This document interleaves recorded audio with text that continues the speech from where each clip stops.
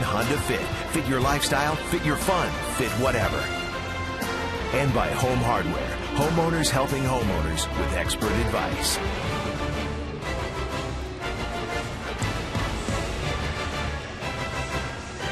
Welcome to Rogers Center. This is Game 3 of a 4-game series against the Seattle Mariners, and Seattle is scuffling to stay alive in the wild card race. As we speak, Oakland just lost to the Angels, so Lloyd McClendon's ball club 2.5 back in the wild card race of the Oakland Athletics for the second spot in the wild card. Now time to take a look at the lineup for the Mariners. Austin Jackson, Dustin Ackley, and Robinson Cano. He's put up big numbers against everybody, but he's hit well against Mark Burley, a .346 average against Burley with 5 extra base hits. And Logan Morrison, he's got a 9-game hit streak, batting .414 over that hit streak.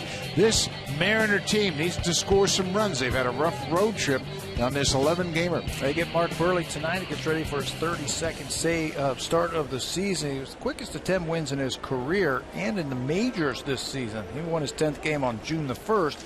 Just 2 since then. That was the first time a Jay had done that since Roy Halladay was the quickest to 10 wins in the major leagues. Burley throws a strike to Austin Jackson, a leadoff man. And there's a bouncing ball to short. One hopper for Reyes. One down.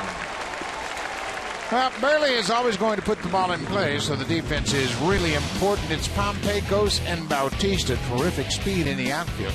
Kawasaki gets the nod at third. Reyes and Goins up the middle, end at first. And Deanna Navarro making his 100th start of the season behind the plate. Since mid-July, Mark Burley's ground ball percentage has gone up 5%. So these two, I think, in the middle of the diamond are going to be very important for the Blue Jays. Reyes and Goins, they'll get a lot of work tonight if Burley's sinker is on. And they were great yesterday. Turned a nifty double play last night. Dustin Ackley with a ball on the strike. Ackley is the left fielder. Ackley went 1 for 4 in the game last night. 0 for 4 in the opener on Monday. Pops this one up. It's playable. Kawasaki calls off Burley. Burley was over there just in case no one could get there. And he wanted to take that one. It wasn't hit that high by Ackley. And they were really bunching him in the middle of the diamond, but that's the third baseman's ball all the way. You can hear Kawasaki yelling for that ball. He's got the better angle on it. He's wearing the glove. That's a little bit easier to catch and makes the play. 2 down quickly here for Burley. Robinson Cano, now 31 years old in his first season with the Mariners. You mentioned his .346 average against Burley. Burley misses with the first pitch. Cano had a 2-run single in the third. That gave the Mariners a lead, but just for a couple of innings. There's a few hitters in this lineup who have had success against Mark Burley in their career. Lloyd McClendon recognizes that, and he gets them in the lineup. Hart is one of them. Corey Hart's hitting .600. Jackson's another one, the right-handers. Burley will always have a few guys in the lineup that put up big numbers against him. He's going to challenge him. This is a bouncing ball to Hopper. Hey, what a quick inning for Burley. Mark Burley needs just 8 pitches in the first. Taijuan Walker when we come back.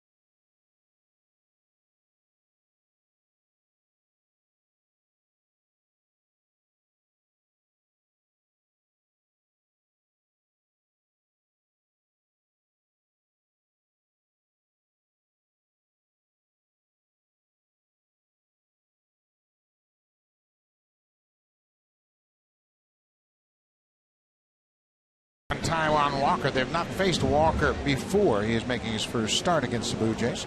Top of the order for John Gibbons' lineup is Jose Reyes. He's been there most of the season. And right behind him is Jose Bautista, who has really taken off since they put him in the 2 spot with Melky Cabrera out for the season. His last 4 games, he is 8 for 12 with a couple of homers and 3 RBIs, and he's scored 10 runs. Edwin Encarnacion, he's got a hit streak going, and look at the numbers. 9 for 18, 2 homers, 10 RBIs, and that has pushed his season total to 97, trying to drive in 100 for the 3rd time in his career. Closing in on that century mark, Taijuan Walker, 22 years old. He is Seattle's top prospect. He was their first-round draft pick in 2010. This is his 2nd start since moving back into the rotation. He's got 3 career wins, all 3 of them against the Houston Astros. How about that? He has faced the Astros most recently, beat them on the 19th. Reyes drives it down the left side. That's going to slice into the seats out of play.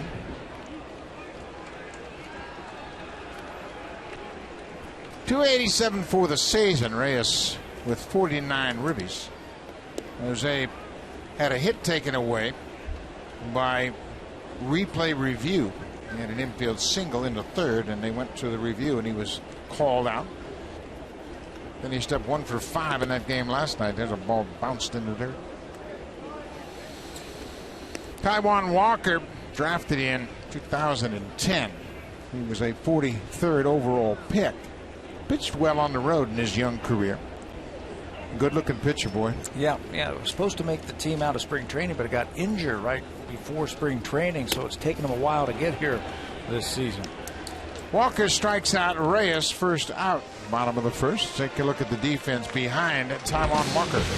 Dustin Ackley's in left. Austin Jackson is in center, and Logan Morrison makes his start in right field tonight.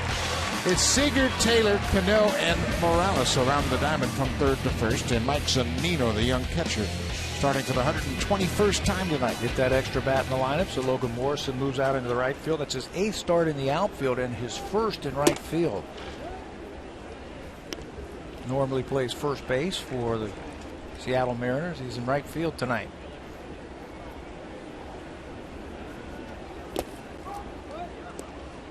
Two and 0. Jose Bautista, we mentioned his last 4 games. He has absolutely worn it out. Another base hit for Bautista. Man, what a crack of the bat that was.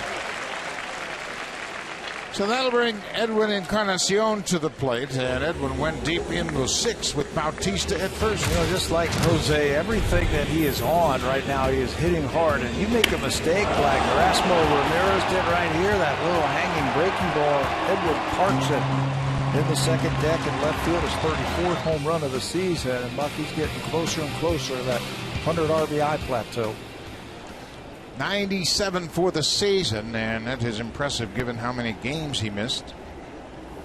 When he was out with that quad strain, I remember he's been battling a little bit of a sore back. I didn't think he had any shot at getting to 100 RBIs, but like a lot of hitters and home run hitters, when they start to hit, you're going to see a lot of RBIs in bunches. They're going to come in bunches, and he can carry a team offensively.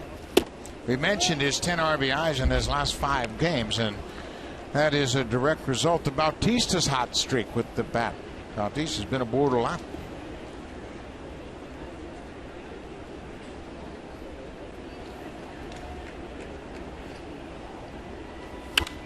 Pop back straight over our head.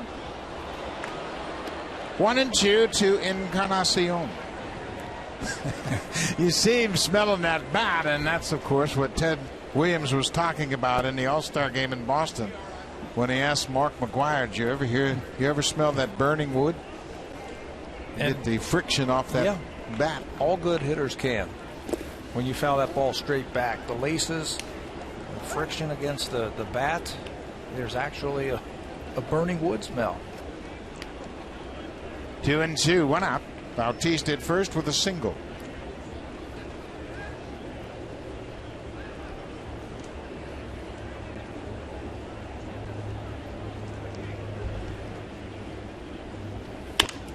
This is popped up on the right side. Cano can't see it.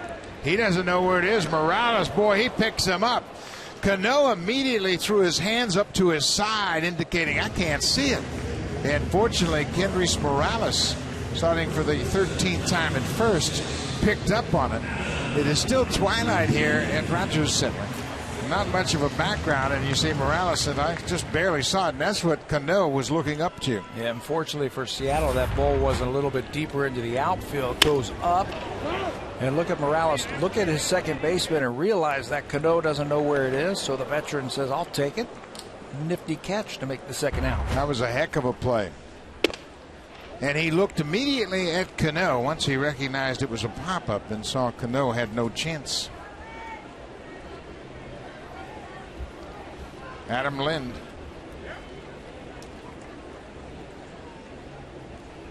Lind had a couple of hits last night, and he continues to wear out right-handed pitching.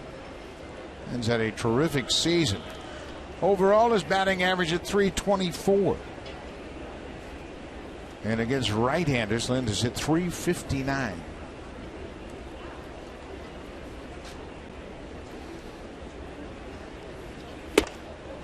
Well, that's a pretty good fastball. 96 miles an hour. Yeah, this guy's got a big arm right here. It's legitimate with a lot of life on it. Can pitch up in the strike zone if you need to with that fastball. Again, he's Seattle's top prospect and number 6 overall in baseball.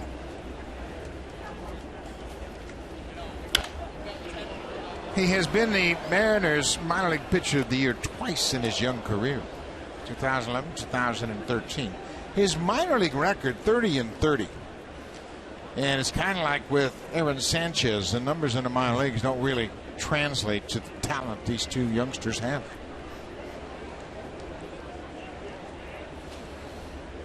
One and two. Another foul back. Taijuan Walker is from Shreveport, Louisiana. He's listed at 6'4", 220, and he's a big, strong kid. You know what? For minor leaguers, I think you have to put up numbers, but sometimes numbers can be deceiving. You got to go on what you see, not what you read, when you see these type of young pitchers. Bouncing ball. Cano throws out Lind. Bautista gets a single. Blue Jays leave a base runner. We've played an inning at Rogers Center. It's a scoreless game.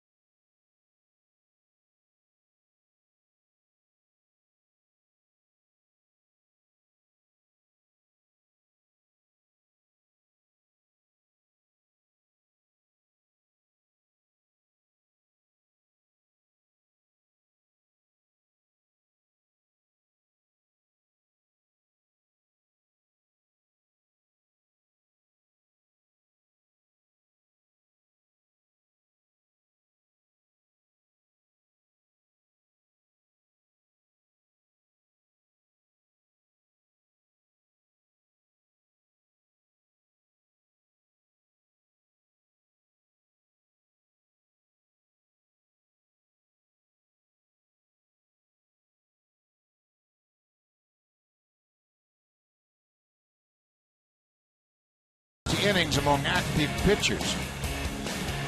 3,077 and 2/3. Jim Hudson is starting later on tonight, so he's got a shot at passing that 3,000 plateau. CC Sabathia is out for the season, but those are some pitchers who have really dominated in their time in the big leagues. They've each had their moments, been to the All-Star games, 3,000 innings. It's amazing. You know what separates him and Hudson from the other ones. The other ones were power pitchers. But Burley has just gone out there with his stuff. He is making his 461st consecutive start. That is a fair ball, but now the first base umpire, Doug Eddings, came down. Home plate umpire Marvin Hudson never made a signal. But Doug Eddings called it from first base, and you could hear him calling foul, foul, foul, but Blue Jays were playing it as if it were fair.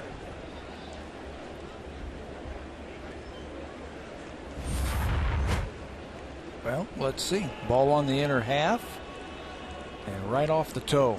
Absolutely right. That's a foul ball. This is a fair ball. Grounded to Reyes.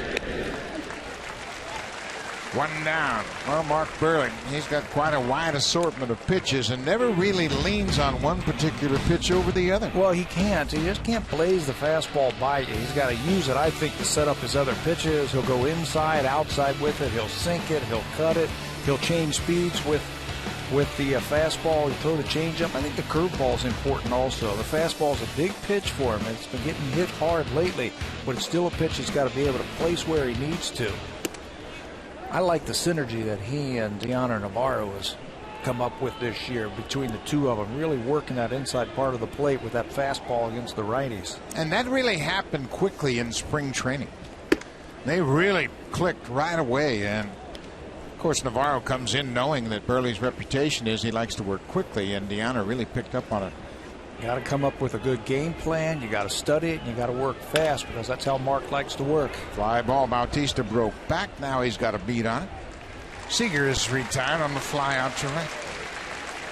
Well, Burley has had a terrific career. He had a career high 19 wins in 2002. He's a 5-time All-Star. He made the All-Star team this season but didn't pitch. He pitched in the World Series, of course, with the Chicago White Sox in 2005.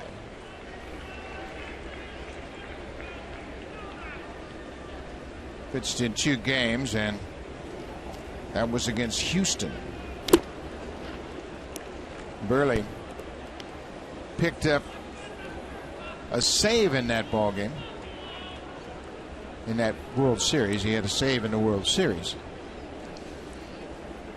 Logan Morrison playing in right field.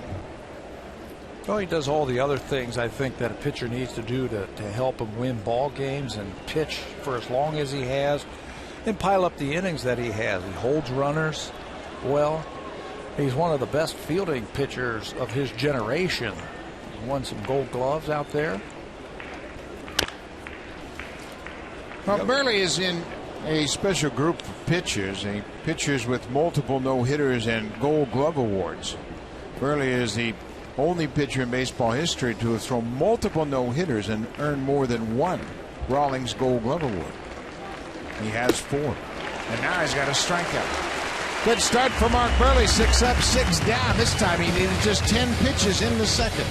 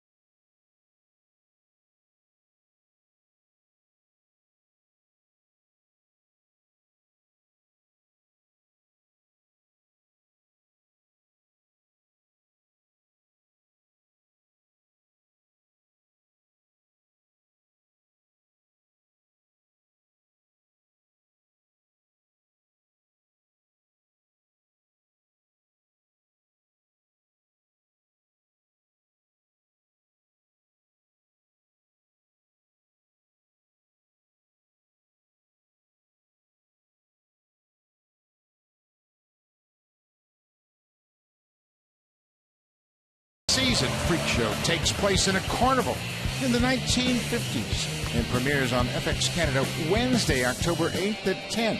Take note, not available on Bell. Young fan having a good old time at the old ballpark tonight. Cool night, 17 degrees with the roof open. John Navarro, what a season he has had. He set a new high in RBIs with 69. Goes after this pitch and hits it high in the air into center. Austin Jackson is there. One out. So that'll bring Dalton Pompey to the plate. And last night he had a memorable moment against a impressive pitcher. Yeah, this isn't just anybody. This is Felix Hernandez. He was going to wait for the fastball. He's going to wait for it to get the ball up in the strike zone. Struck him out the time before. He waited for something over the plate, got it, hit it out of the ballpark for his first big league home run to amusement of all of his teammates. They gave him the silent treatment initially, and Pompey was then congratulated appropriately. Dalton Pompey, one of 5 players hit their first big league home run against Felix Hernandez. His first home run came in his 12th career game. There's a good fastball.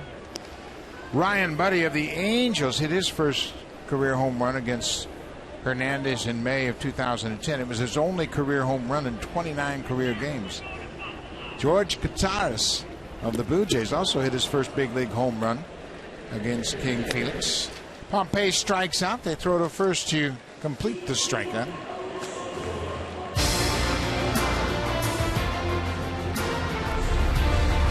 Blue Jays on Sportsnet, brought to you by the all-new 2015 Honda Fit. Fit your lifestyle, fit your fun, fit whatever.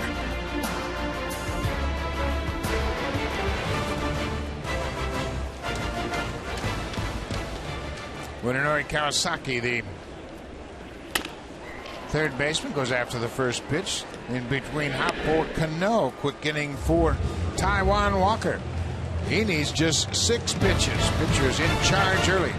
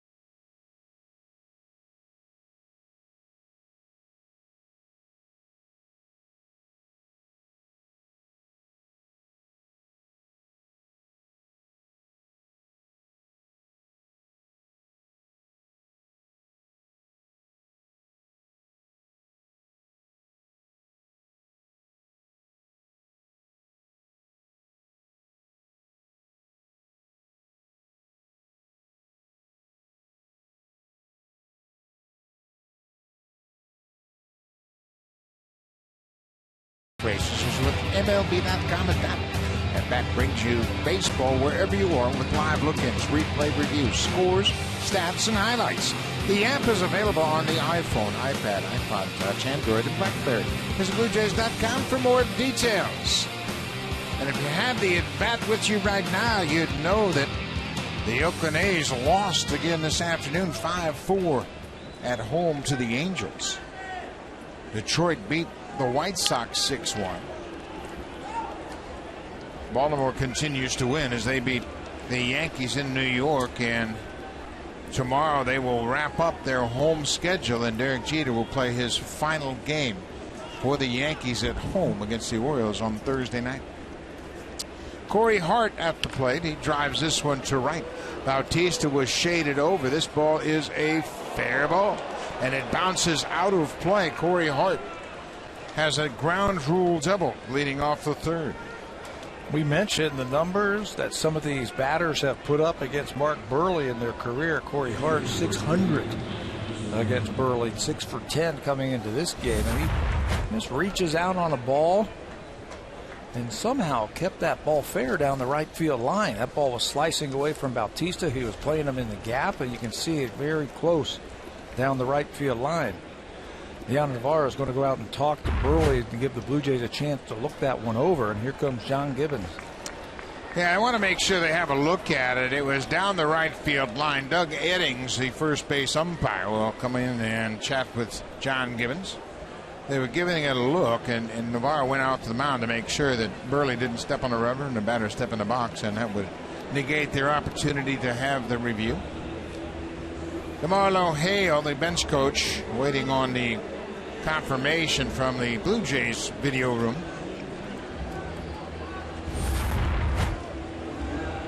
Ball just right on the line, and of course, in the old days they used to have a chalk line, so when it hit that line the dust would fly in the air. Now it's painted foul line, so you don't have an opportunity. They are going to give it a look.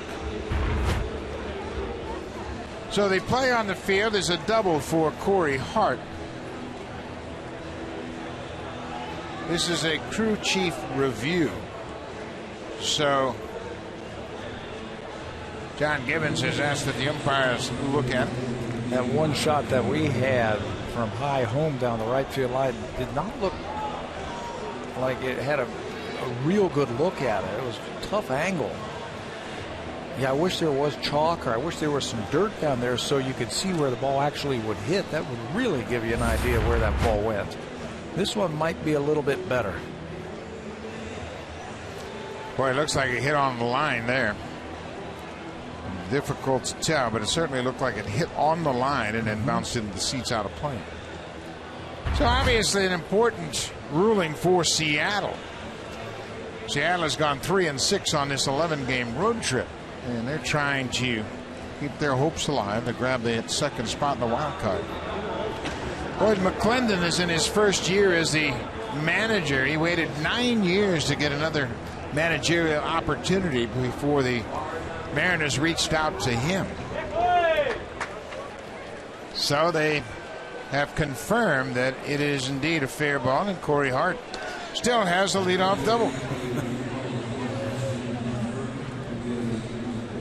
Hart was activated off the DL on the 1st of September. He had a right knee contusion and had him on the shelf for a month.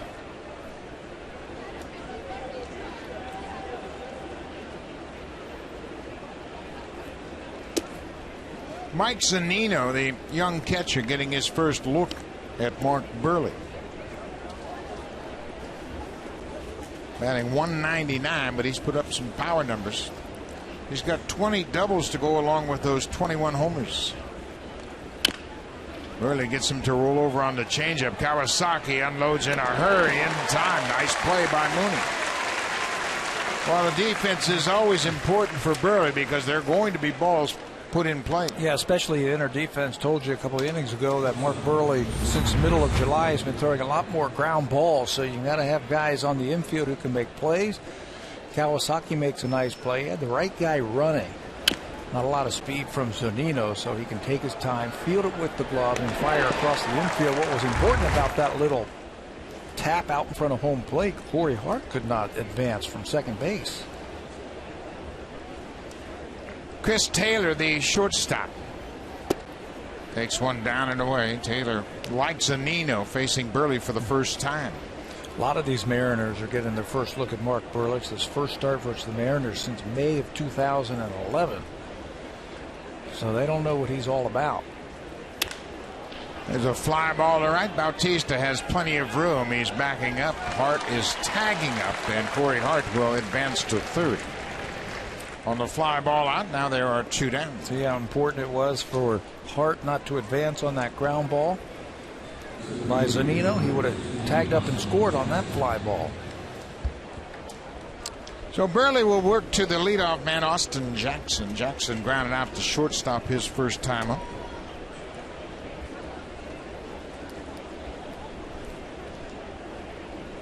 Jackson was acquired from Detroit July 31st.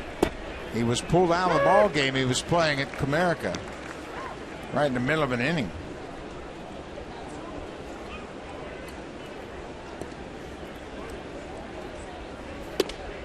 It was a 3-team trade that included David Price going to the Tigers. Nick Franklin of the Mariners went from Seattle to Tampa Bay. He's an infielder. Drew Smiley was part of that one too, wasn't he? Sure was.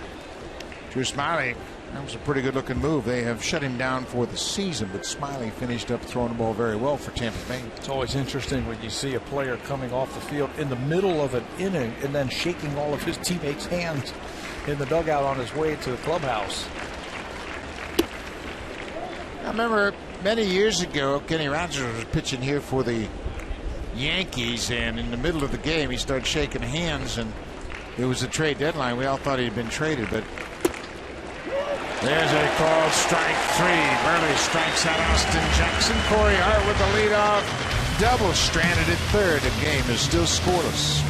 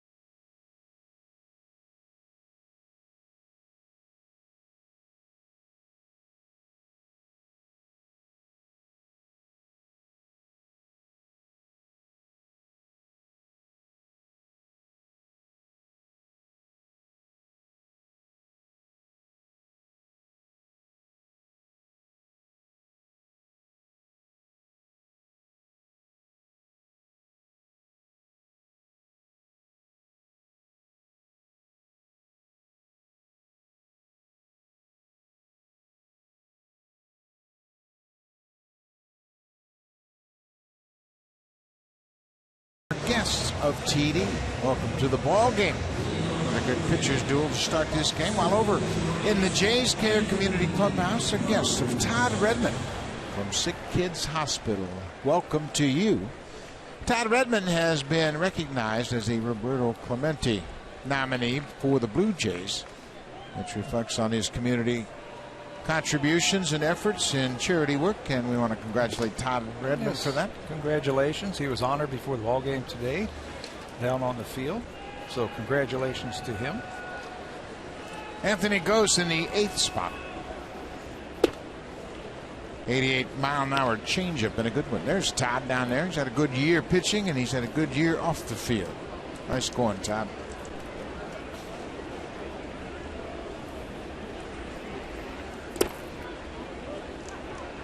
2-1 to Anthony Gose, trying to get something going here in the third. Blue Jays have just one hit. Bautista had a one-out single in the first.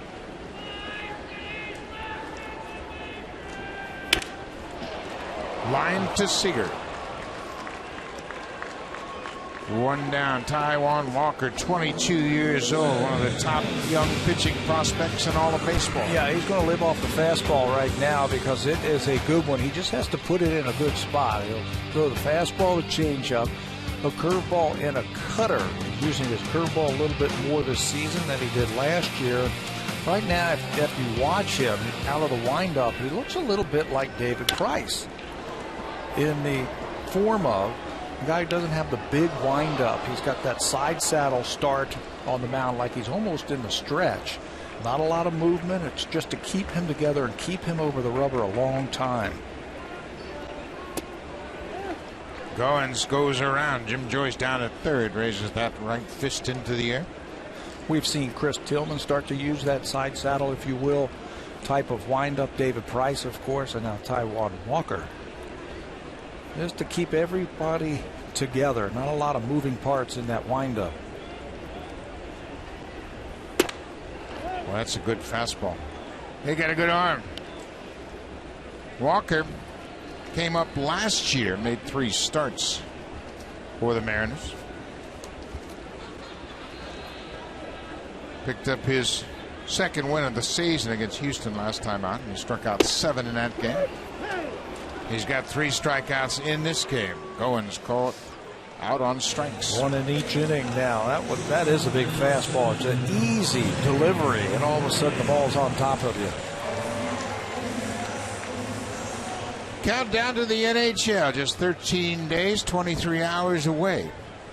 And we will be your headquarters for everything hockey. Just 13 days away. Jose Reyes struck out his first time. You know, when you have a big arm like this, it doesn't make any sense to try and nibble or change speeds or try and be too fine. And I think that's the message that Lloyd McClendon gave his young right-hander. There's a pop fly, Dustin Ackley, and it's going to be into the seats.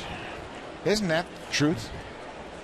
You got a big fastball, let it eat.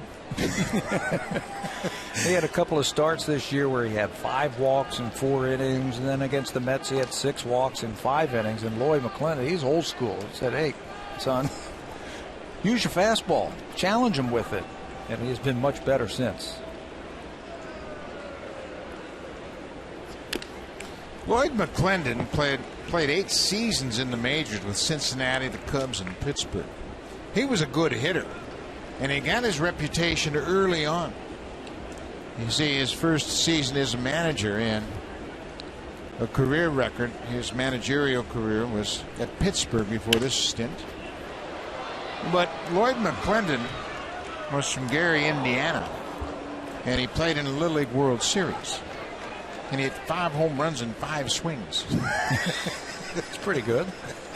So he picked up the nickname Legendary Lloyd at the Little League World Series. On the ground, nice play by Morales. Walker is there. It's bang bang at first, and Reyes is out by a half a step. Kendrys Morales, playing just his 13th game at first base, has made a couple good plays already tonight.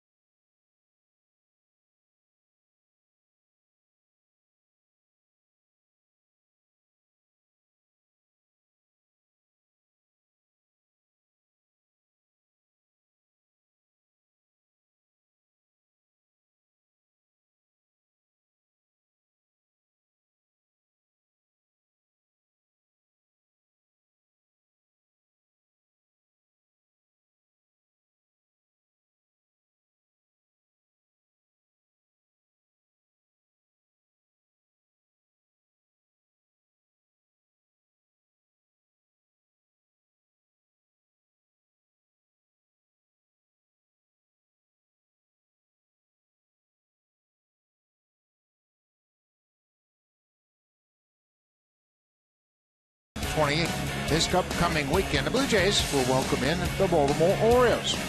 There are in-game activities and great prizes to be won all weekend long. On Sunday, September 28th, one lucky fan attending the game will win the Honda Civic. Call the Blue Jays for tickets at 416-341-1234. Or log on to BlueJays.com and get your tickets for Fan Appreciation Day weekend, all presented by Allstate. It's been another good year for the Blue Jays. They have drawn 2.230 coming into this game. Once again, well over 2 million fans. Blue Jays have actually drawn 2.4 million on the road as well, as they have really had a real strong fan base as they travel around the league. Yeah, that 2.2 million places the Blue Jays 7th in the American League. Lind with a nice play. Burley got a late break, and he's going to be late at first. Burley upset at himself. Takes a lot of pride in his defense, and after the follow-through, and Ackley being a left-handed hitter, he got a running start out of the batter's box. And just a small hesitation on that mound can cost you. Watch Mark as he delivers the pitch. He's in good position. He realizes that his first baseman, Lind, is going to get over there. No chance to get Ackley. He runs too well. Just a small hesitation right there, and now he's got to get there. And by that time, you're just a little bit too late. And you can see he's upset with himself. Well, you give up a leadoff hit to Ackley. Now you got to deal with Robinson Cano. Cano grounded out to first in the first inning.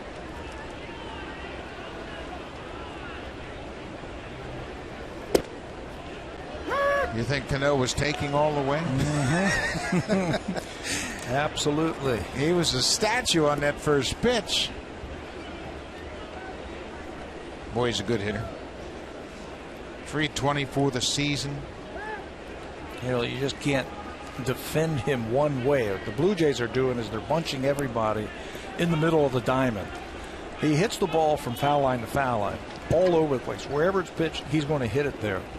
So you can't put one of those shifts on. But what you can do is what the Blue Jays are trying to do. They're going to bunch their infielders and their outfielders up in the middle of the diamond like that, because that's where he hits the ball.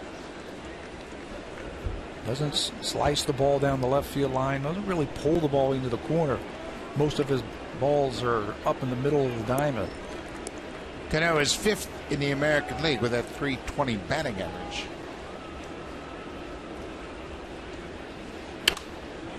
Waits on that pitch and fouls it out of play. It looked like he might have been trying to hit the ball that way. Cano has 185 hits. That is 4th best in the American League. Jose Altuve. What a year he's had.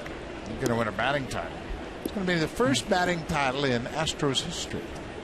That's saying something. The great hitters that they have had. Cano behind 0-2. This is a pop fly behind second. Reyes, the shortstop, goes out. Cano's retired.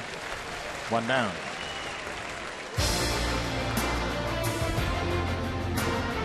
The all-new 2015 Honda Fit.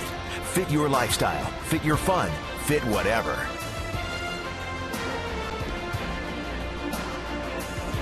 A cool evening in Ontario as the Blue Jays are playing open air baseball tonight. 17 degrees at the start of this game. Kendrys Morales hits a hot shot to Reyes. He knocks it down. 2nd for 1. What a turn. Oh my! Ryan Goins. He didn't hold on to that thing at all. He just redirected it to first. Reyes knocks it down, stays with it, and then watch the second baseman. That is a quick turn, and Goins gets the double play to end the inning.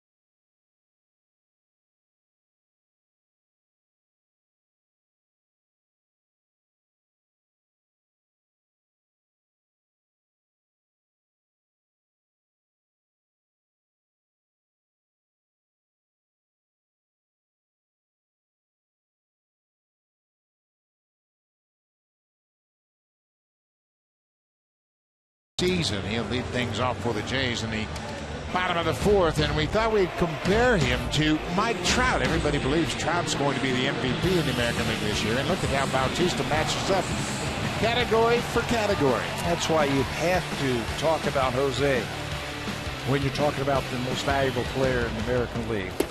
Leadership, his defense, the outfield assists, the heads-up plays, the numbers, everything. He's got to be at top 3 in the MVP voting this year. Bautista leads the majors in on-base percentage. He's 1 point ahead of Andrew McCutchen of the Pittsburgh Pirates. In this game, Bautista at 409. McCutchen and Victor Martinez both at 409 and on-base percentage. Well, he's just a smart hitter. He's going to take what the defense gives him. You can see Robinson Cano, the second baseman, starting to straighten out those lanes to hit. Again, Jose has hit a couple of balls to right field for base hits. That's Cano out by the umpire. At the beginning of this series, he was right behind second base. Now he's starting to creep back over to his position at second base because Jose's hit a couple balls that way. He's taking another shot at that big hole on the right side. Remember, we heard that early on when the shifts became so prominent early in the season. Hitting coaches used to tell us, if you want to get your lanes back, you're going to have to hit the ball the other way. And now Cano has really straightened up even more. Yeah, he was on the other side of the umpire when we started talking about it. Jose shot that ball down the right field line, and now he's just about straight away at second base. 3-2. Breaking ball. Bautista out in front. He strikes out. 4 strikeouts, 1 down. Let's check in with Jamie Campbell.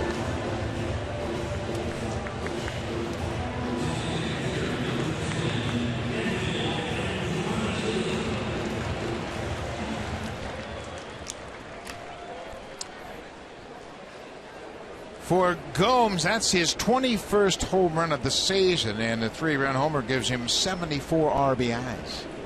Former Blue Jay is really becoming a prominent part of that Indians lineup. Edwin Encarnacion popped out to the first baseman his first time up. He pops this one in the air. Austin Jackson, the center fielder, comes in, makes the catch, 2 down.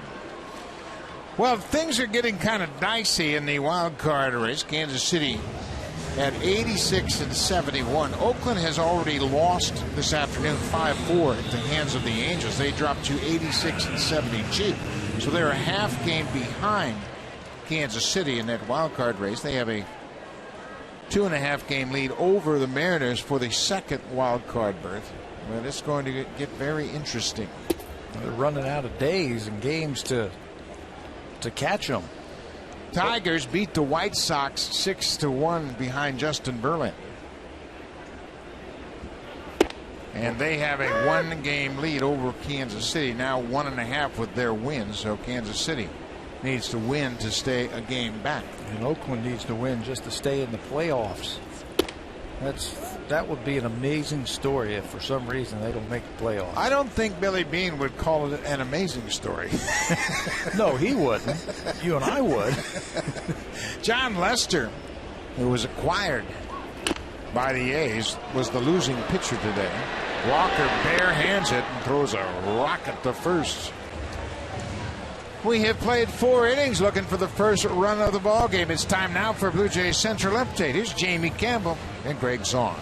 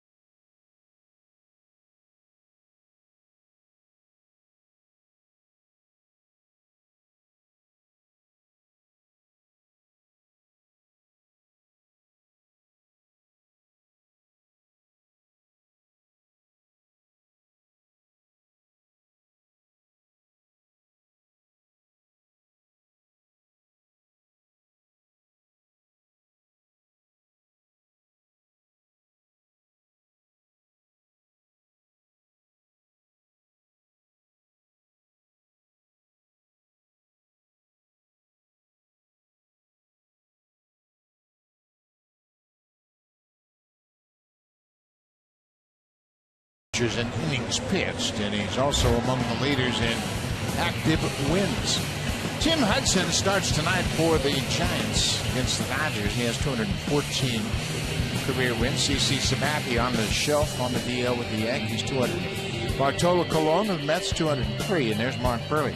Boy, he's been stuck for a long time. He had a good shot at 200, and now it seems as though he'll have to wait another year to pick up that 200th win. First big leaguer to 10 wins this year. He did that on June the 1st, so it looked like a lock that he was going to get to 200 this year.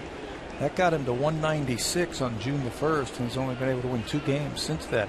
He's pitched well enough to win games.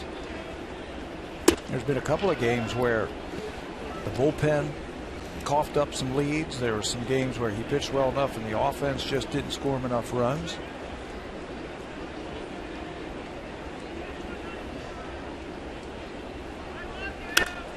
Now Seager, it's a high fly ball into right. Bautista coming in, gets there, and Seager's retired twice now on fly balls to right. Logan Morrison will come to the plate. Morrison trying to extend his hit streak to 10 games.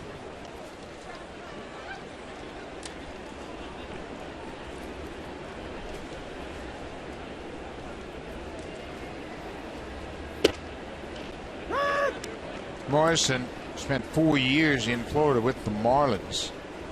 2011 was his first full season. He hit 247. Hit 23 homers and drove in 72 runs that year with the Marlins. He also chipped in with 25 doubles. He just turned 27 years old. Mariners needed some offense in the offseason, and so they got a couple of players. Corey Hart, they picked him up. He's on deck. They got Morales during the season. And they got Logan Morrison trying to jumpstart the offense.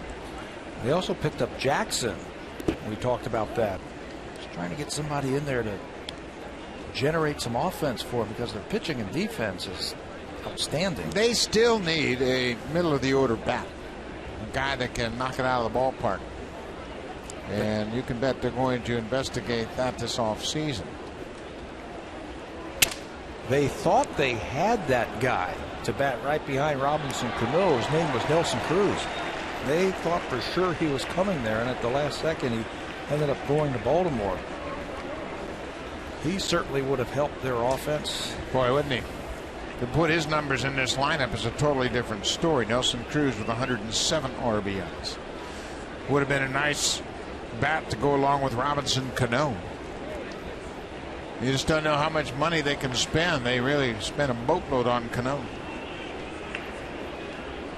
Cano signed a 10-year contract for $240 million. Well, Burley is locked in. Another strikeout for Mark. He's got 3 strikeouts now. This copyrighted telecast is presented by authority of Rogers Blue Jays Baseball Partnership and may not be reproduced or retransmitted in any form. And the accounts and descriptions of this game may not be disseminated without the express written consent of Rogers Blue Jays Baseball Partnership. You got to read fast with Burley on the mound. Isn't that the truth? Everything has to be fast. I love that. I love the tempo that and pace that he goes to the mound with. It keeps everybody on their toes. Well, you don't have any time to daydream if you're playing behind Mark Burley. Corey Hart had a bloop ground rule double. He hit a fly ball down the right side. It hit right on the foul line and bounced out of play into the seats. He moved to third base on a fly ball off the bat of Chris Taylor, but then was stranded at third. Mark Burley, another batter caught looking at strike 3. A couple of strikeouts in the 5th. Burley an inning away from 200.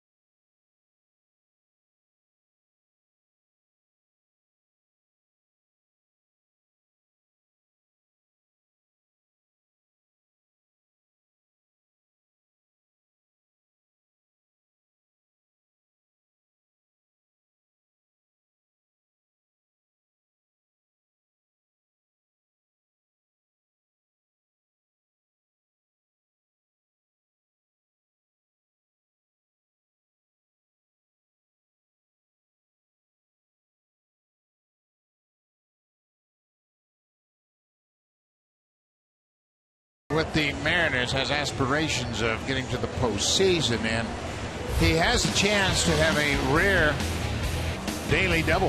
If you look at the history of Super Bowl champs and World Series champs, it's only happened 3 times that they have been in the same city. The Mets in '69, along with Joe Namath's New York Jets.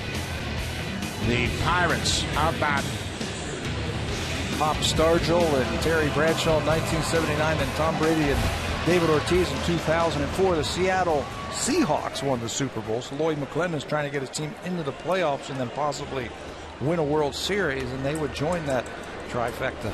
It is remarkable how 2 cities could capture both major titles in the same season.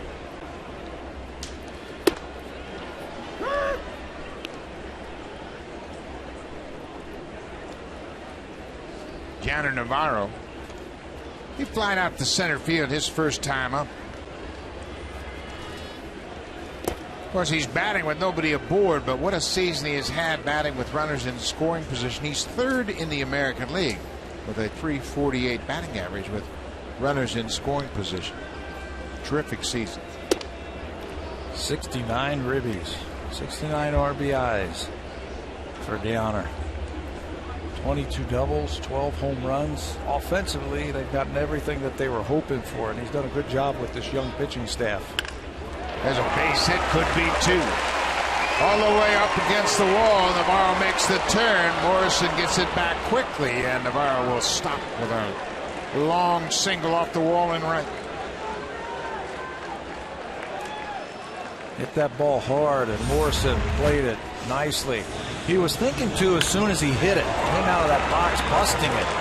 But watched the ball bounce right back to Logan Morrison, and he thought better. He said, you know what, I don't want to get thrown out at second base. I'll take my leadoff single.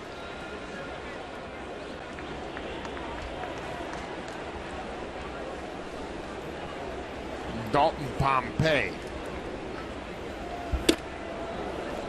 He went after that first fastball.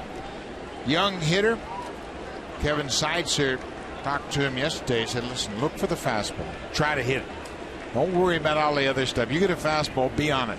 And that's the best advice you can give a young hitter. Yeah, try to keep it as simple as possible.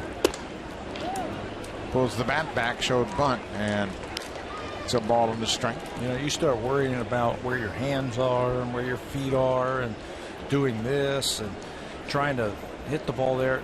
You just don't have time when you're facing somebody like Felix Hernandez. You just go up there and let's just try and keep it simple. Lay off the breaking ball, look for the fastball, and it worked for him yesterday. Pops this one up. Cano, the second baseman, makes the catch. That's the first out of the 5th inning.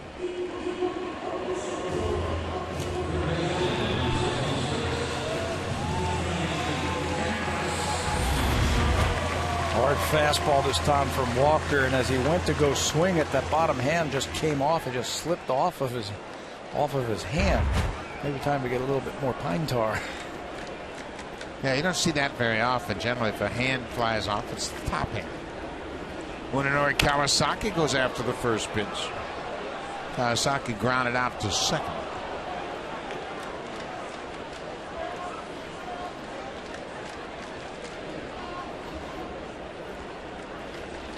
Each team with 2 hits.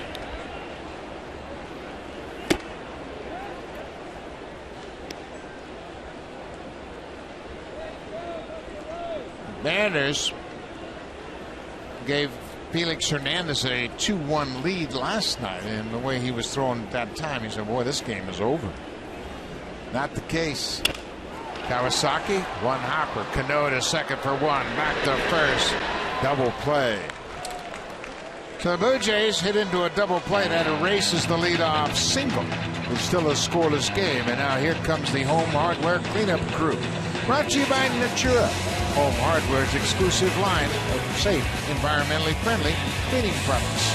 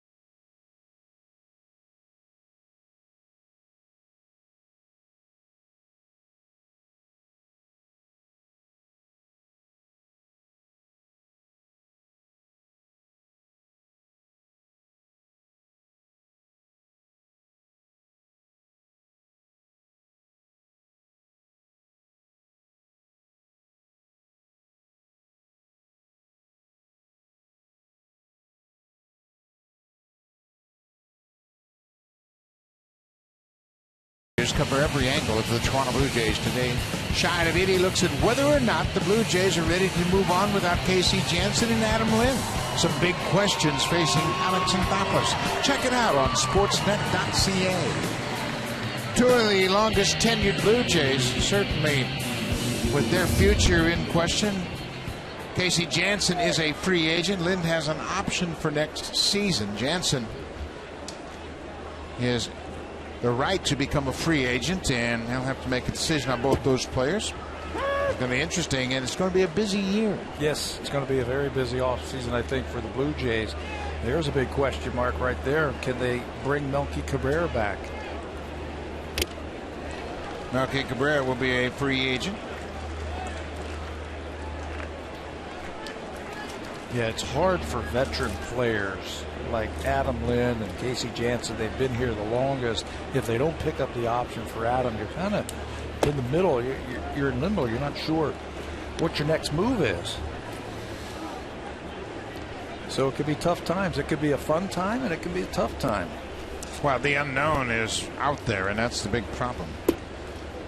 Melky Cabrera has moved around a lot recently. Blue Jays are his fourth team lately, and I think he likes it here. He has a good year here. He's got a rapport here. And it'll be interesting to see if he fits into the budget. Brandon Marr is another who has an option for next year. He'll have to make a decision on his future with the ball club. But when you look at Melky Cabrera, he moved from New York to Atlanta, Atlanta to Kansas City, San Francisco, and then 2 years here. 5 teams, and you have to make that decision. Lots of decisions for the Blue Jays, and it's got to come fast and furious, I think, in the offseason, right after the World Series. Mike Zunino, the catcher, takes the leadoff walk. Chris Taylor, the shortstop, in the 9th position. He shows bunt and bunts it up the third baseline. Burley makes a strong throw to gun down Taylor. Taylor executes sacrifice bunt. He's out 1-3. Zunino moves to second on the play. Beautiful fundamental right there by Mark Burley, turning his back, and that helps him get into good throwing position so he can throw an accurate ball across the diamond to get the out. See, Burley is just 2 outs away from reaching 200 innings for the season.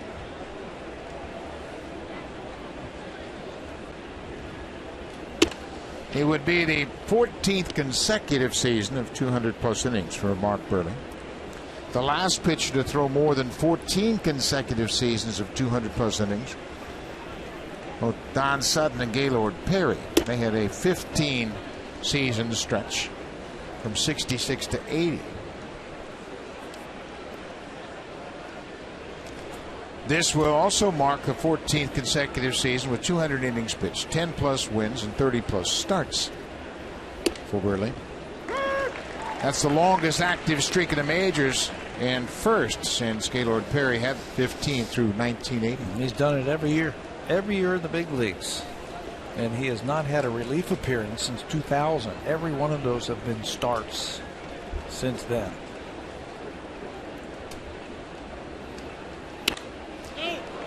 Of course, there was concern that Burley might not reach 200 innings, and John Gibbons suggested that he would not pitch Burley out of the bullpen. He would only start him to keep that consecutive streak intact. That's exactly right. He said if he, for some reason, he got knocked out of this game and he couldn't go 6, there was a real good chance that he could start. He would start on Sunday, and R.A. Dickey would come out of the bullpen just to keep that consecutive streak alive. Austin Jackson tried to check his swing. He goes around. Another strikeout for Burley. That's 5 for the lefty. And again, fastball. He has been throwing it regularly to the right-handers. That time he cut the fastball. Look at the check swing from Austin Jackson. Surprised by that pitch. Looking for something off speed. He threw him a fastball and locked him up. 2 down, Dustin Ackley. He had an infield single in the 4th. He had a ground ball to Lind at first. Burley was a little bit late getting off the mound, and Ackley beat him to the bag at first. Zunino at second.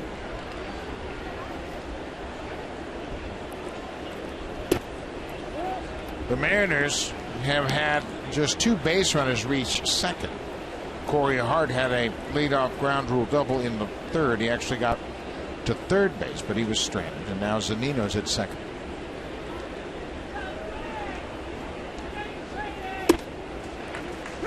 Well, Burley's got the Mariners in between pitches, doesn't he? They keep looking for the off-speed pitch, and he's thrown that fastball 85 right down the middle, and they can't pull the trigger.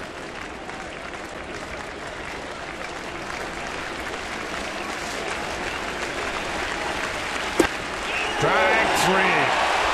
What a way to reach 200 innings. Mark Burley strikes out a pair to end the 6th, and he has done it. 14 consecutive seasons with 200 innings. He's the Iron Man of pitching.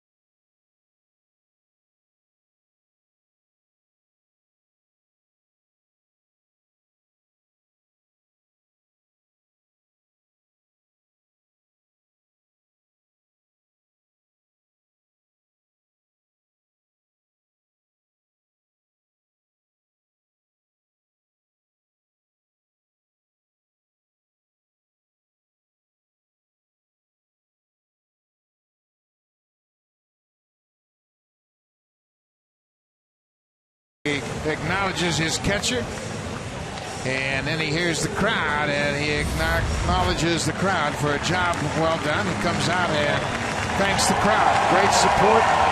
Class act. Mark Burley all the way.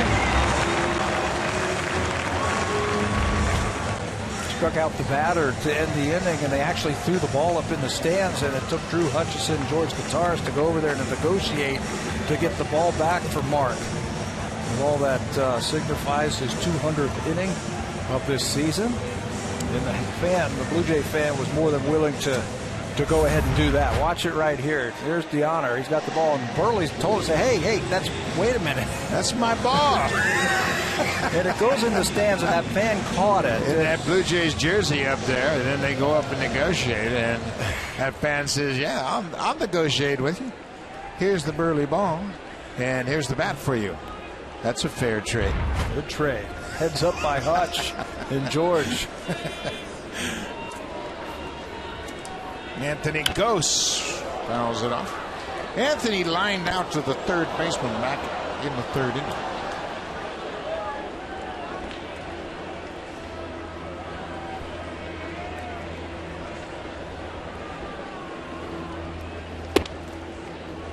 You know, in this day and age of pitch counts and innings limits, Mark Burley is the exception, and as a former manager, I'll take 5 Mark Burleys and go to battle with you every day.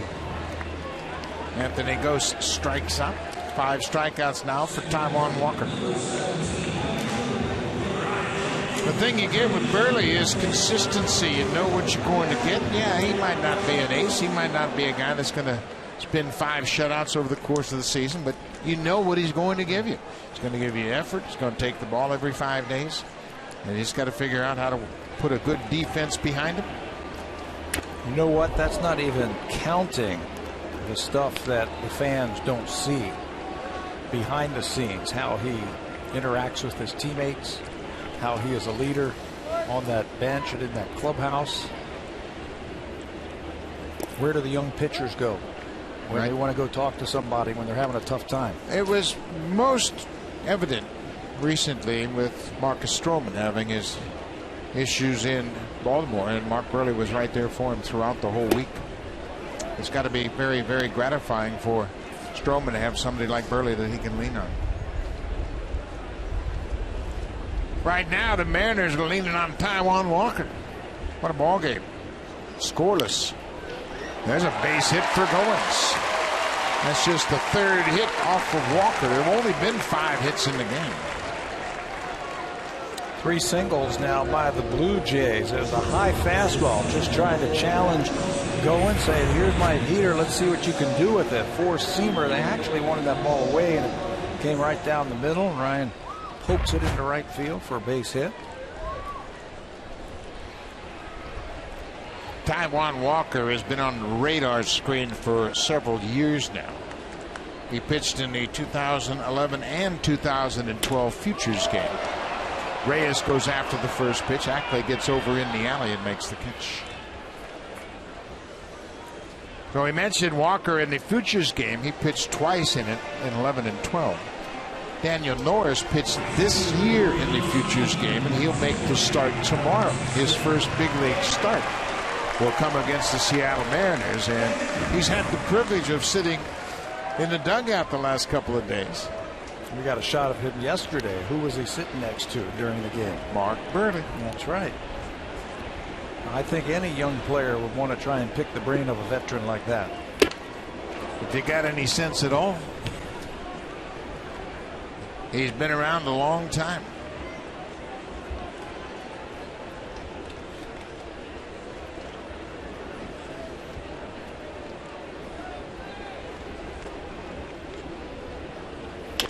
Bautista hits one on the ground to the right side, but Cano had made the adjustment and throws Jose out. Blue Jays get another hit but leave another base runner. 6 complete here at Rogers Center, looking for the first run of the game.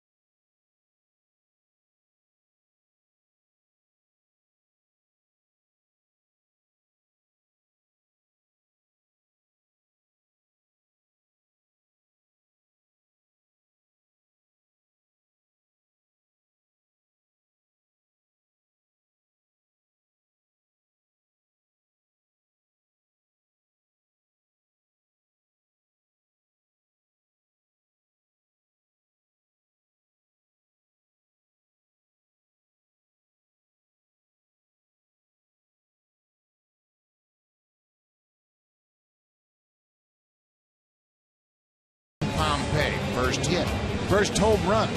And for more on this exciting young prospect, make sure you check out sportsnet.ca. The remarkable rise of Dalton Pompey tells you all you need to know about why the Blue Jays see him as a key piece moving forward. Check it out on sportsnet.ca. I read the article today, and the thing that I took away from that, reading that, is he understands that he still has a lot of work to do, that he's not a finished product. There's still more growth in there. And if he keeps his head on straight and wants to work hard, there's no telling how good he can be. He is going to the Arizona Fall League, and to complete his season, he said, I just need to continue my development. And that's always a real good step for players. Drew Hutchison went there, Aaron Sanchez, Stroman, they went there. How about Dylan Betances? He went to Fall League last year and turned himself into a reliever, and now he's one of the most dominant arms in Major League Baseball. All-star. In the past, we had talked to other players, young players like that. They ask them, hey, you're going to play some winter ball, you're going to go, maybe go to the Arizona Fall League and get better. And they're, now probably go home. And it's been a long year. I need some rest and let my body, come on. No, not when you're young. Not Good when you're 21. Go out and play. I think that's one thing that's really missing in the development of a lot of these kids. And once again, money has come into play. They're all making decent money, and you don't worry about finance. You say, I'm going to go home and work out. Well, by not playing winter ball, you miss out all that game experience. Cano gets jammed and grounds out. But I think that's why an awful lot of the Latin players that play in their home countries of Dominica, Venezuela, Mexico, and Puerto Rico have an advantage. They play all summer long, and then they go home and play in their winter leagues. And it's very, very competitive. And if you're a young player who's 20 or 21 years old, you're now hanging around with men, guys who have played the game and they've been around, and you can learn so much from them. I remember being a young player going to Puerto Rico and being on the same team with Tony Perez. You don't think I didn't learn anything talking to Tony Perez? Amazing. I played with Tony Perez and Orlando Cepeda on that same team in San Circe, Puerto Rico. Mm-hmm. Mark Burley has really zeroed in on the corners. Kendrys Morales caught looking.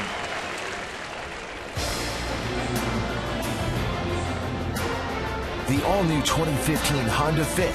Fit your lifestyle. Fit your fun. Fit whatever.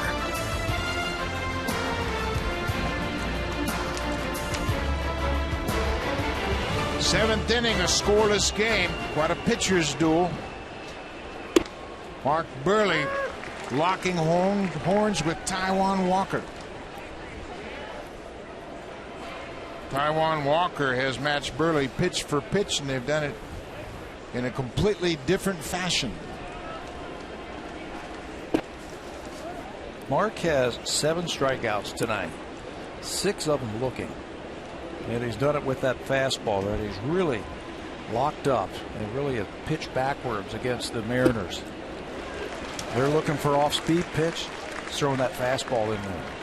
Taijuan Walker is making his 8th career start. Mark Burley is making his 461st. Baseball's a beautiful game in that regard.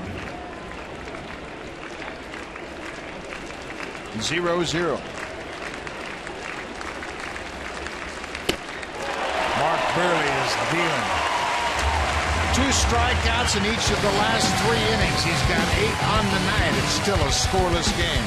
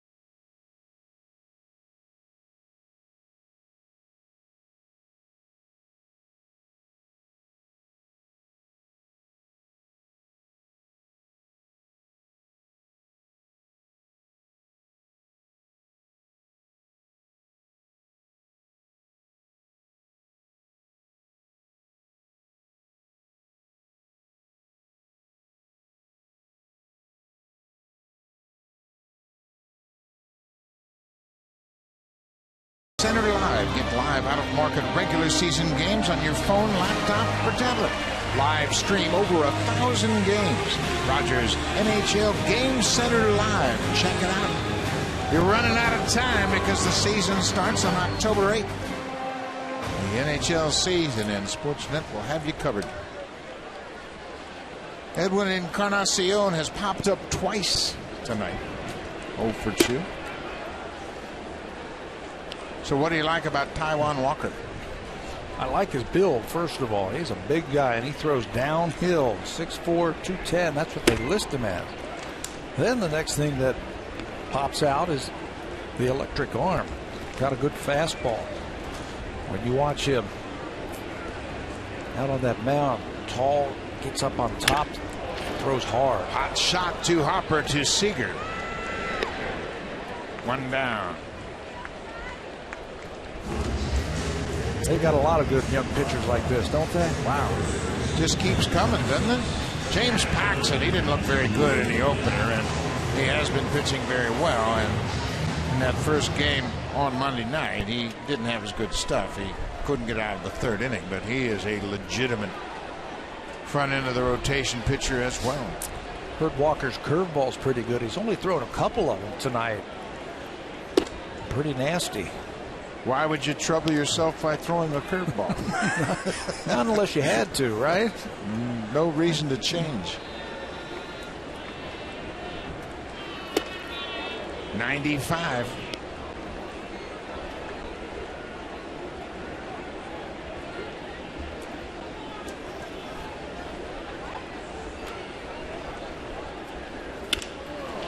Then reaches for it. Austin Jackson well in front of the warning track in center. 2 down.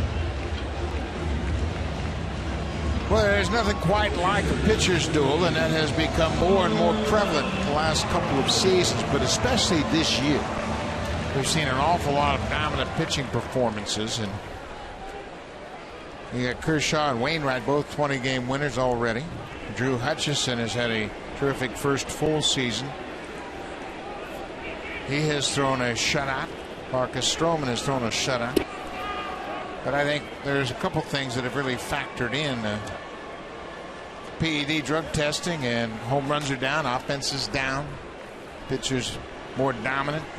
A lot of young guys that can throw it right through a brick wall. And it's deep, too. The bullpens have a lot of good arms. Former starters down there throwing BBs coming out of that bullpen. Yonder Navarro hits a fly ball to right. Wind is really knocking that ball down. Morrison had a long run, and he gets there. Quick inning for Taijuan Walker through just 8 pitches to end the 7th.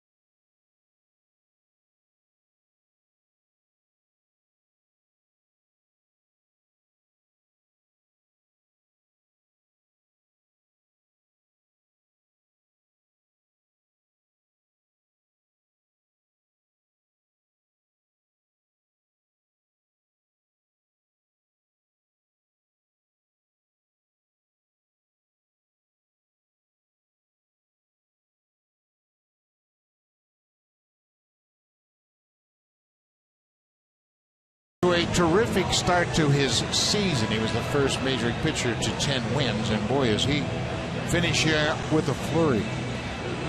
7 innings, 2 hits. He's walked just 1 batter, struck out 8. And Burley has been as good tonight as we have seen him this season. Yeah, it looks like he's on a mission when you watch him pitch tonight. He just came out. He's been attacking the strike zone. He has that 1 walk, 8 strikeouts for Mark Burley, 6 of them taking. And a fly ball to right. Boy, the wind is really knocking these balls down. That ball can go anywhere.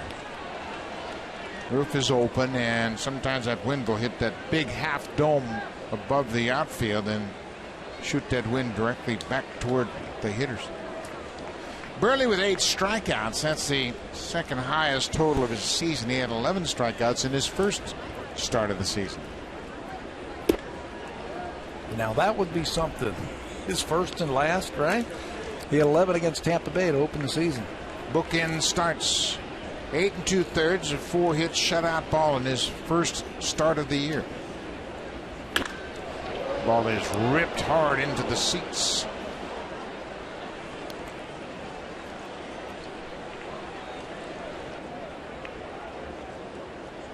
Logan Morrison has struck out twice against Burley.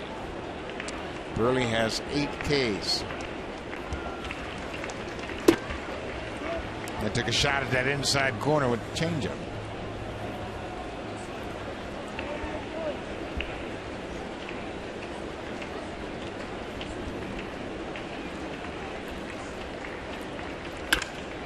Line drive into center. Ghost makes a nice catch. Well, that's a tough play for a center fielder. That line drive hit right at you. You don't know whether to come after it or play it on a hop, and he made a good choice. You're also taking a couple steps a little bit deeper with no score in the 8th inning, but Ghost read that right away, took a great route to it, went quickly. If you hesitate at all, that ball's going to fall in there. He came right away hard charging. That's another thing when Mark Burley works hard like that and fast. Defense is going to be on their toes. Yeah. Everybody is really aware that any pitch can be put into play, and you just don't have time to lose your focus. Corey Hart.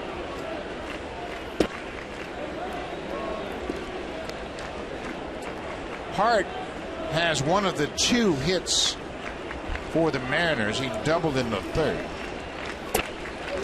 Waves at that off-speed pitch. Burley ahead 1-2. Dustin Ackley had the infield hit in the 4th. That's been it. Another strikeout for Burley. That's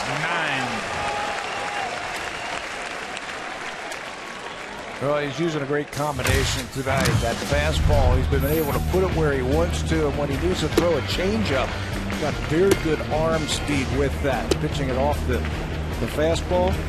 Again, now 9 strikeouts, 6 of them have been taken by the Mariners. They're just not picking up that fastball. He's surprising them with it. He's pitching a gem.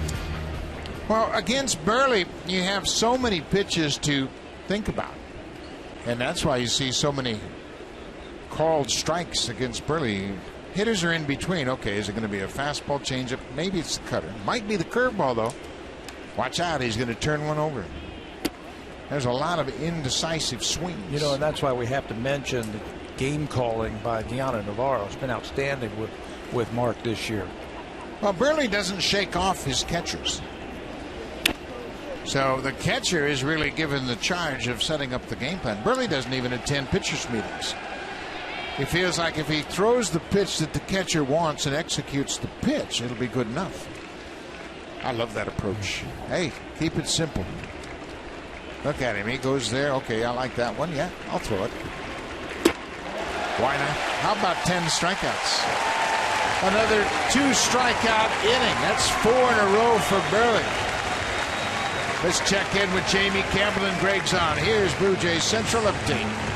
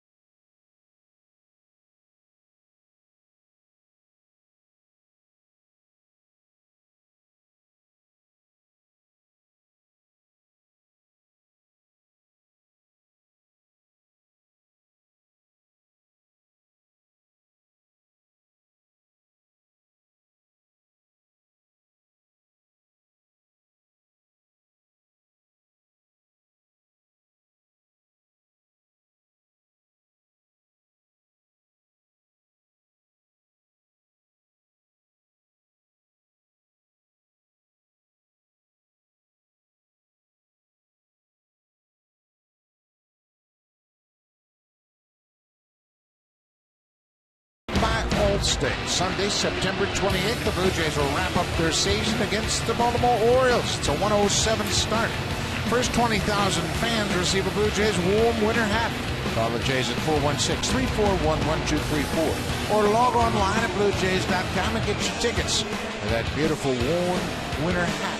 It's all presented by Allstate. We got quite a pitcher's duel here. There's a Blue Jay fan with his Blue Jay sombrero on. I think they should give those away next year. Come and get your Blue Jay sombrero. Pretty sharp looking lid.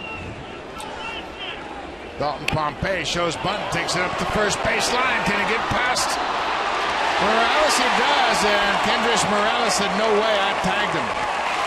Morales obviously could feel whether or not he tagged Pompey, and Doug Eddings, the first base umpire, coming down to chat with Marvin Hudson. That's good teamwork right there by the umpires to go ahead and talk about it right away.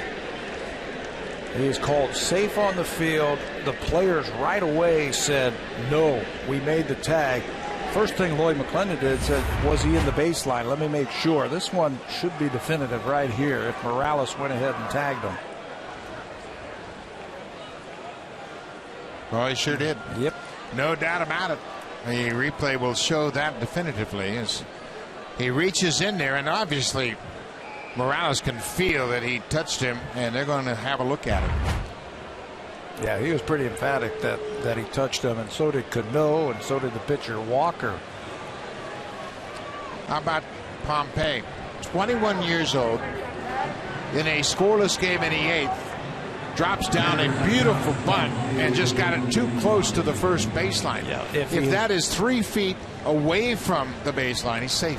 If Morales, the first baseman, all he has to do is take a half a step more to his right, and that's going to take that much time for him to run by him. The umpires have their decision, and he is out. That's what we thought. It looked like it, and it is overruled. The call on the field is overturned, so Pompey is out 3 unassisted on the tag.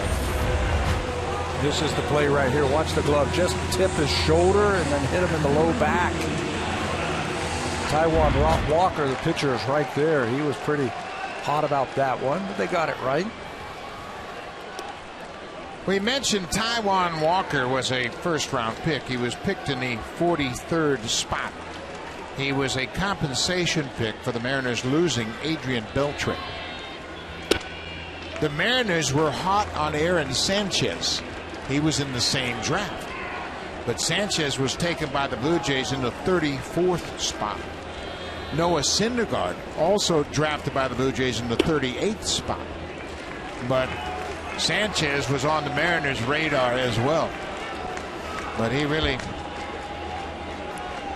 put himself on the draft board, and the Blue Jays were fortunate to draft him 34th. Go back and look at that draft. It's loaded with good major leaguers already. Bryce Harper was the first pick in that 2010 draft. Then a guy named Manny Machado was third. Drew Pomeranz, Matt Harvey, Michael Choice, Yasmani Grandal. Chris Sale was taken 13th in that draft. Michael Fedorovich, we saw that big arm down in Houston. Christian Yelich. I mean, there are major leaguers up and down the draft. Yeah, just 4 years ago. That's it. 4 years ago, and they're already established big leaguers. Nick Castellanos was taken 1 pick after Taijuan Walker. Of course, he is the third baseman for the Tigers now. Anthony Gose with Kawasaki. Mooney was going. Taijuan Walker with a quick throw to first. Kawasaki looked like they were playing hit and run. Yeah, watch him lean right when he thinks he's going to, whoa, now I got to get back, and he dives back. Can't sit back right now against Walker. He's pitching too well. Looked like the Blue Jays want to try and do something here.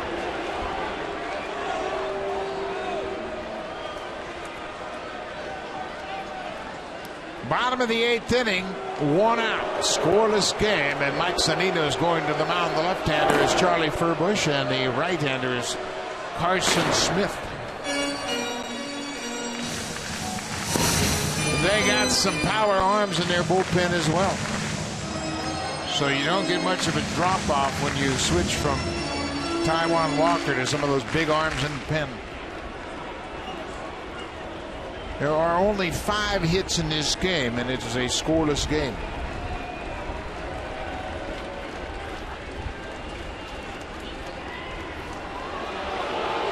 They have paid so much attention to Kawasaki over there, they might have taken off whatever they were thinking about putting on. He doesn't look as frisky over there at first base now. He fakes that break, and that pitch was up and in. Kawasaki does this from time to time, where he will fake a break. Watch this. He runs in place just in an attempt to get one of the middle infielders to move. He might open up a hole on the infield. Yeah, and they were moving on that fake break. Watch the fake again at first base and watch the middle infielders. Look at the shortstop. And that's a perfect example why he does that. He starts moving that way. That gives a bigger hole for Ghost to shoot at. Ball and a strike. Ghost has lined out and struck out.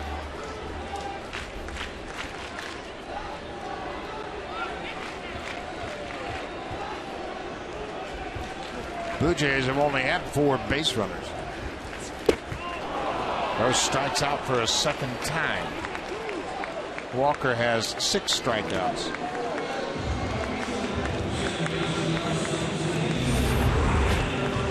He's going to go with the heater. And Anthony swings right through it. He lined out the third his first time up. Now a couple of strikeouts. Ryan Goins, the number 9 hitter. He has one of the Blue Jays' 3 hits. He singled sharply through the right side of the infield. That came in the 6th.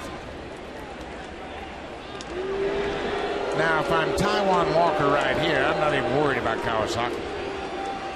Just make sure you execute your pitches to the number 9 hitter. You don't want to be distracted and make a mistake. Get through this inning right here. Kawasaki has only had 1 steal attempt this season. He's been successful in it. And they're not going to run him right here. Looks to me like Walker's getting a little bit tired. Anyway, he's only at 96 now. Just 22 years old. Just turned 22 last month. You must have heard me. Threw at 97. Boy, you put him in there with Paxton and Iwakuma and Felix Hernandez. He's only 28. He's already got a Cy Young award to his credit. The Mariners look like they're built for the long haul. They made the commitment to Cano. Paxton wasn't on his game in the opener on Monday night, but he has been very good for Seattle.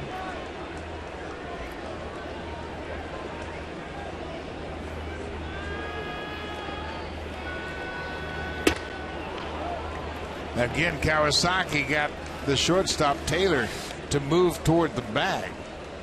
And it's just a couple of steps, and who knows if Goins hits a ground ball to shortstop, that shortstop takes himself out of position. Yeah, and it can either go into the field or out into the outfield. There he is again, another little chop step over towards second base. Or an infield hit, something to keep the inning alive. You know what? This might not be a bad time to run. 2-2. Not much going on offensively for either club. See if you can't maybe open up a hole. Maybe go first to third. Not running. Foul back. I don't think the Mariners and Taijuan Walker are going to mess around with Ryan Goins. I think they're going to challenge him with a fastball. Try and knock the bat out of his hand. He just has to get ready and get it going. Burley's got the sweatshirt on. It is a cool night with the roof open. Game time temperature was 17 degrees, and it's dropped. Full count. Kawasaki will be moving now. Leadoff man Jose Reyes is on deck.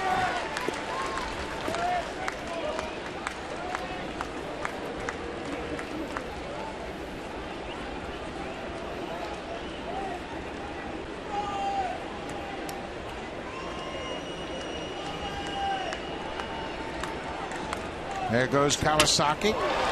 There's a pop behind second. It's in no man's land. It's a base hit. Austin Jackson throws to the plate. Kawasaki scores, and the Blue Jays have a 1-0 lead.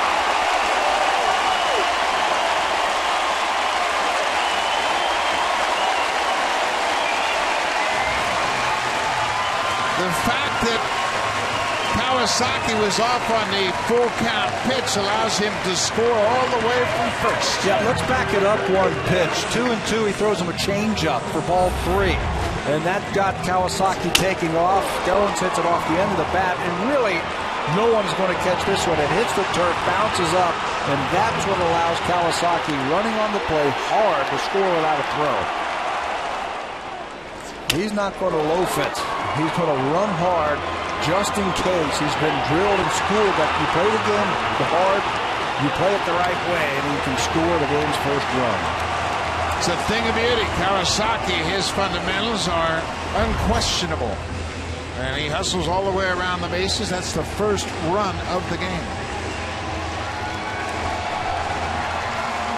Ryan Goins battling Taijuan Walker. Got it to 3-2, and he didn't hit it hard. It sounded like he broke his bat on it, but he got enough out into the outfield to score Kawasaki. Goins at second on the throw. It's a single and an RBI for Goins. He's 2 for 3. Jose Reyes. Aaron Sanchez loosening up in a hurry.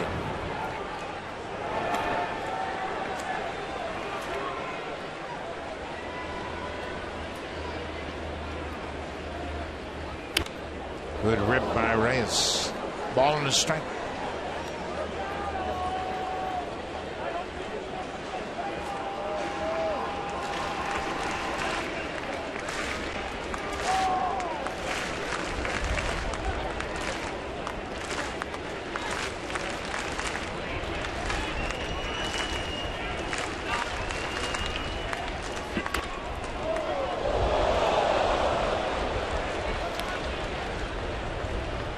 Scattered the old dugout. That liner into the Blue Jays dugout had him dodging and ducking.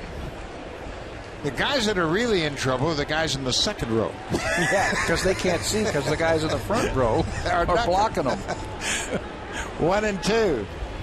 Reyes fouls it back. Blue Jays have taken a 1-0 lead in the bottom of the 8th. Ryan Goins with an RBI bloop single into center.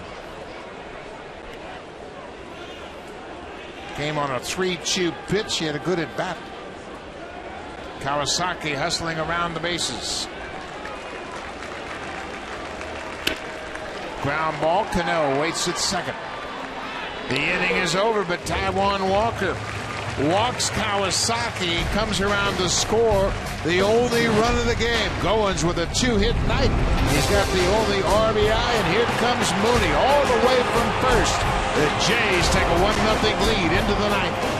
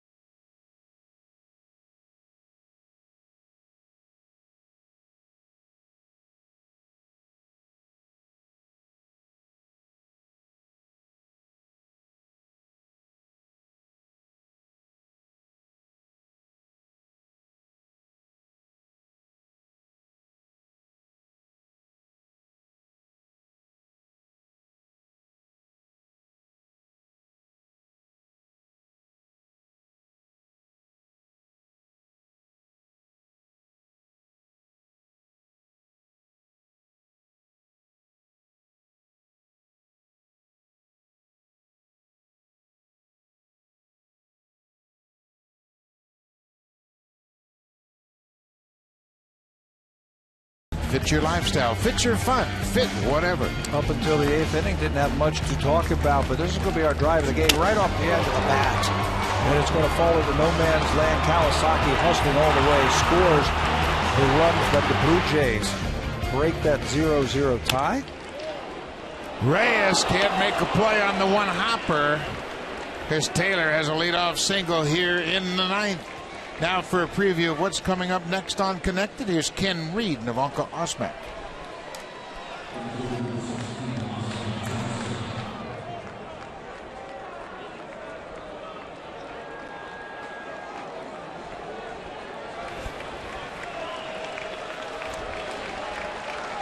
Thank you very much, Ken. That's coming up right after this game. How about Mark Burley? He gives up the leadoff single, and he's going to give up the baseball now. What a job by Burley.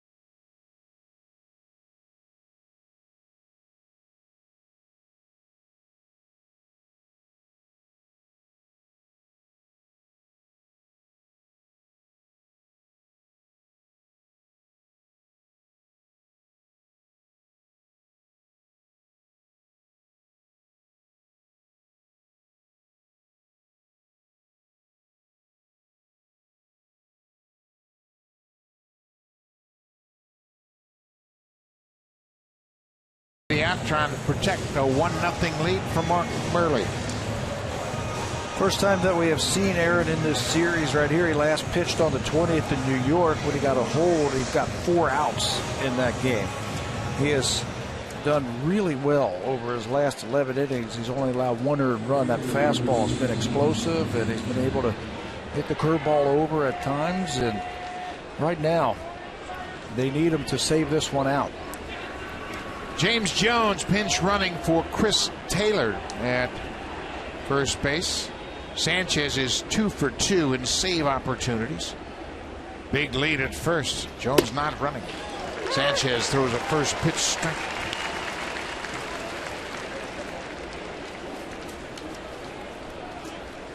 We mentioned the Mariners had their eye on Aaron Sanchez, and Blue Jays took him ahead of that 43rd pick where they took Taijuan Walker. Yeah, they took him ahead of Taijuan Walker. That big fastball that he has right now with all the movement on it should play well. Looking for the ground ball off the bat of Austin Jackson. Jones has 27 steals, been caught just once, and he almost got picked off. He's got a huge lead at first base. And I mean huge. Looks like Gibby wants to take a look at this one. So Navarro's going to go out to the mound while they stall. You can see that lead. Boy, Lynn got the tag down quickly. There's the hand on the bag, and it appears to beat the tag.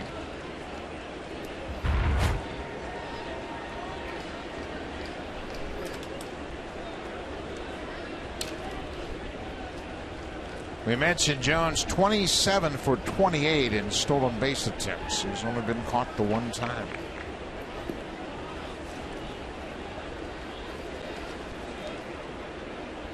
Not running. Now it's a ball and a strike to Austin Jackson.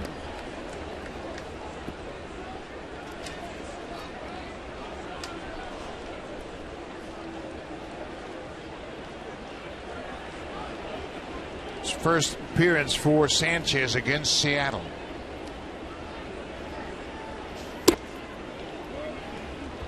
Now it's 2 balls and a strike.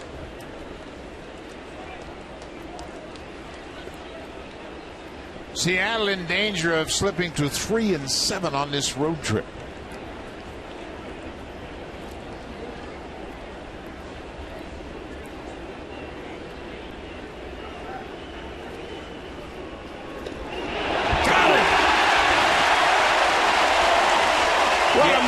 Sanchez. You had a feeling he might be wanting to go because he took about a half a step larger lead.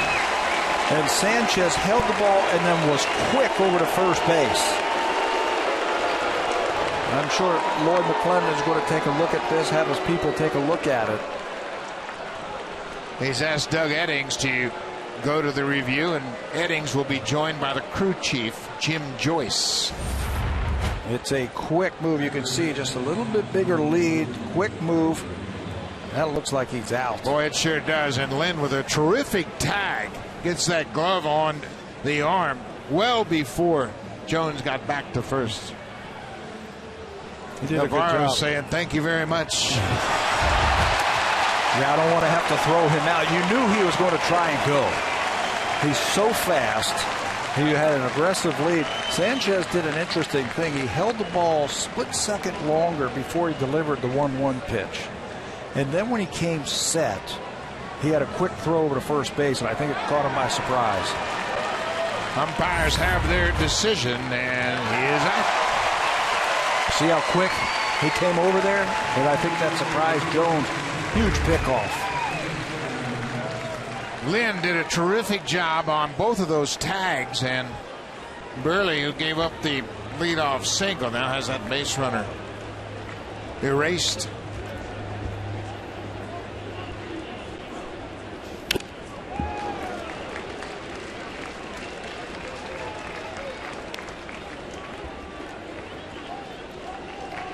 Sanchez, in his first 23 games in the majors, has really shown composure.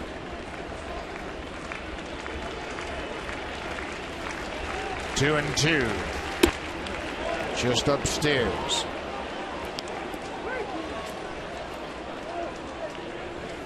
Mariners had hopes of a good road trip. They're in danger of slipping to 3-7. That ball is swung on and missed. Jackson headed for first. There's the throw. 2 down. Well, Mark Burley came into this game needing 6 innings to reach 200 for the season, and he blew past 6. He goes 8 plus a batter. Allows just 3 hits, no runs, walked a batter, and has a 10 strikeout game. His first start of the season in Tampa Bay, he struck out 11. Maybe in his last start tonight, he punched out 10. Yeah, how about that? Double digits in his first and possibly his last. Probably his last, with just 4 games to go. What a night for Mark.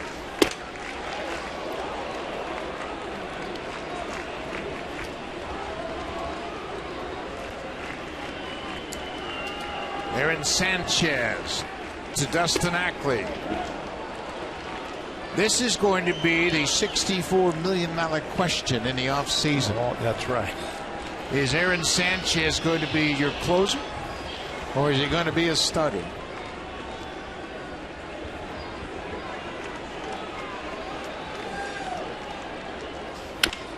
Bouncing ball. Kawasaki finishes it off. Ball game. 1-0 Jays.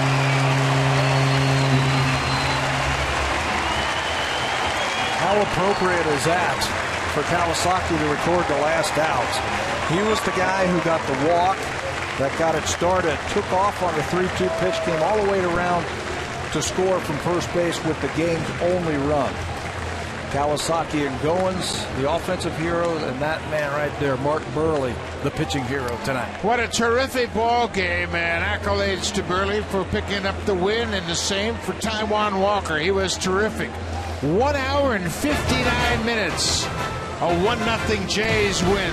Stay tuned. Connected coming right up. Thanks for watching. We'll see you tomorrow afternoon.